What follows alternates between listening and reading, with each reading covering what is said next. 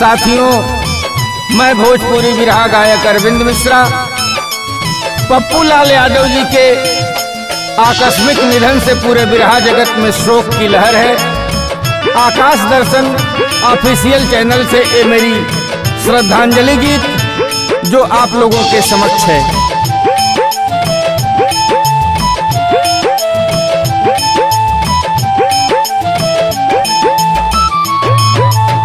श्रद्धा सुमन बायर पित असिया बहाई,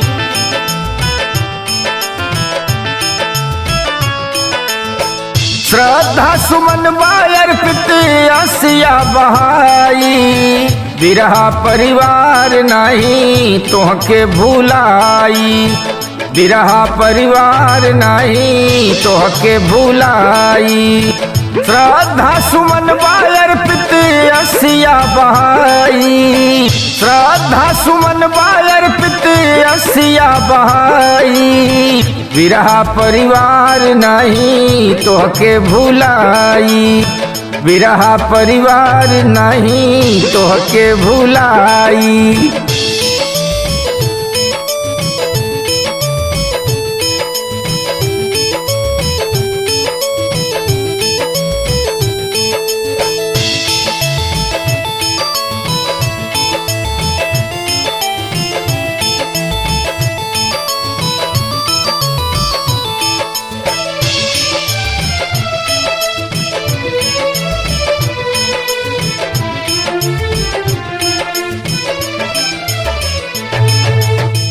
पप्पू लाल रहे बिरहा जगत के शान हो, थोड़े समय में पवले ख्याति महान हो।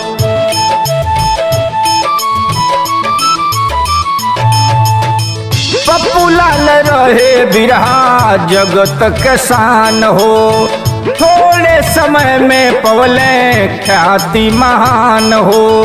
नाम तोहार शब्द ने गीत में गवाई, नाम तोहार शब्द ने गीत में गवाई, बिरहा परिवार नहीं तोहके भुलाई, बिरहा परिवार नहीं तोहके भुलाई।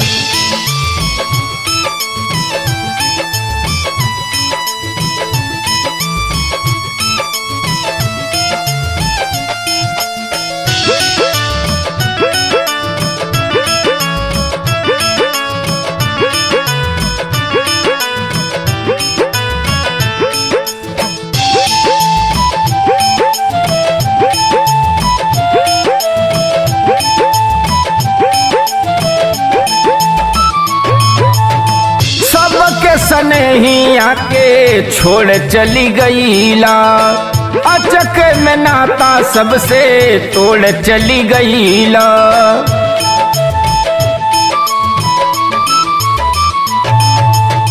सबके स्नेहिया के छोड़ चली गईला, अचक में नाता सबसे तोड़ चली गईला। रामदेव गुरु जी के नाम के बढ़ाई, रामदेव गुरु जी के नाम के बढ़ाई, बिरहा परिवार नहीं तोहके भुलाई, बिरहा परिवार नहीं तोहके भुलाई।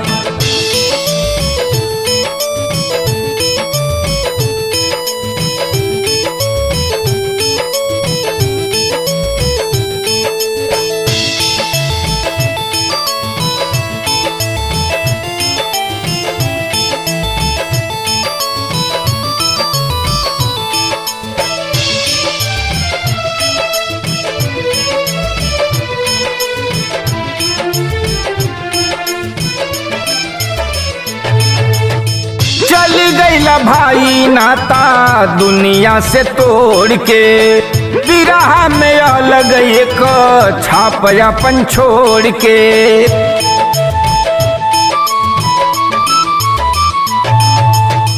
चली गईला भाई नाता दुनिया से तोड़ के, बिरहा में अलग एक छाप अपन छोड़ के, अरविंद याद नहीं दिल से मिटाई, अरविंद याद नहीं दिल से मिटाई, बिरहा परिवार नहीं तोहके भुलाई, बिरहा परिवार नहीं तोहके भुलाई।